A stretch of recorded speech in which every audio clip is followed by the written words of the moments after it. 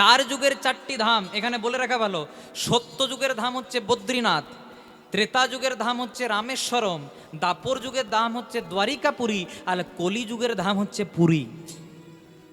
আগে আমাদের পুরীতে একটা জগন্নাথ মন্দির ছিল, এখন আরেকটা হয়েছে। কোথায় গেছিলেন আপনারা? বলে হ্যাঁ, জয়রাধে, যাব না? দীঘা যাবেন, একবার ঘুরে আসবেন। আমাদের মাননীয় মুখ্যমন্ত্রী খুব সুন্দর একটি জগন্নাথ মন্দির করেছেন।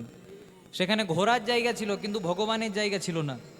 তিনি আমাদের জন্য একটা ভগবানের জায়গাও করে দিয়েছেন। হিন্দু সনাতনী হয়ে আমাদের এটা গর্ব করা দরকার। কিন্তু হাত জোড় করে বলে যাই, দীঘা যাবেন কিন্তু দীঘার সঙ্গে পুরীকে গুলিয়ে দেবেন না।